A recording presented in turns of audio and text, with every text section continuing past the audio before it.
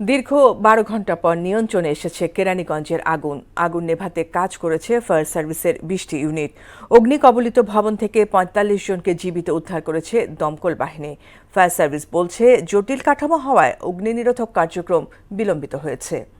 মনিরুল ইসলামের প্রতিবেদন।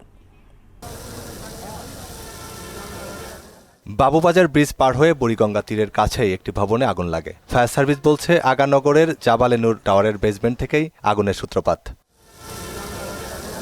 শনিবার ভোর ৫টা ৩৭ আগুনের খবর পেয়ে মাত্র ৮ মিনিটেই ঘটনাস্থলে পৌঁছায় ফায়ার সার্ভিস। পর্যাপ্ত পানি রয়েছে, যোগাযোগ ব্যবস্থাও ভালো। তারপরও ভবনের জটিল কাঠামোর কারণে অগ্নি নির্বাপন কাজে বেগ পেতে হয় দমকল বাহিনীর। আগুন লাগছে এই কথা বলার পরে একটা চিৎকার হয়েছিল। চিৎকার হওয়ার পরে সবাই ওখান থেকে দৌড়ে পড়ে নামছিল।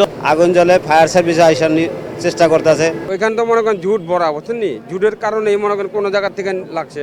অবশেষে অগ্নিকাণ্ডের ১২ ঘণ্টা পর আগুন নেভাতে সক্ষম হয় ফায়ার সার্ভিস। আগুনের লেলিহান না থাকলেও এলাকা জুড়েই ছিল কালো ধোঁয়া, আর এই ধোঁয়ার কারণে বাধাগ্রস্ত হয় কার্যক্রম। আগুনটা লাগছে মূলত লিফটের গোড়া থেকে, কারেন্টে হতো। ওই সাইডে আগুন নিয়ন্ত্রণ আইসা পড়ছে, এটা বলে আমাদের নামা দিছে। আমার ভাবি বাচ্চা নিয়ে বাইরে এসে, কিন্তু মালামাল কিছু বাইর করতে পারে না। ভবনটির প্রথম ২ তলায় পোশাকের শোরুম ও দোকান রয়েছে।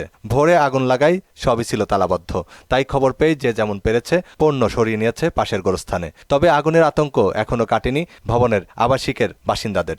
মাল বাড়ি করতে আসি এখন তো ৪টার থেকে। আমরা 10টা মাহাজনে কাজ করি, আমার মাহাজনে একটা মাহাজনে কোনো মাহাজনে মাল বাড়ি করতে না ভাই। তারাও খালি মোবাইলে ভিডিও করে, কাজ ঠিক মতো করে না। কাজের অগ্রগতি নিয়ে সংবাদ সম্মেলন করে ফায়ার সার্ভিস। সংস্থাটি বলছে, এখন পর্যন্ত ৪৫ জনকে জীবিত উদ্ধার করা হলেও হতাহতের কোনো খবর পাওয়া যায়নি। আমরা আগুন নিয়ন্ত্রণ দিয়েছি ৫টা ৩-এ।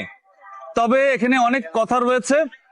এই বিল্ডিং এর যে এখানে একটা বিল্ডিং বললে ভুল হবে, এখানে টোটাল 7টা বিল্ডিং। এটা ইউ শেপের বিল্ডিং।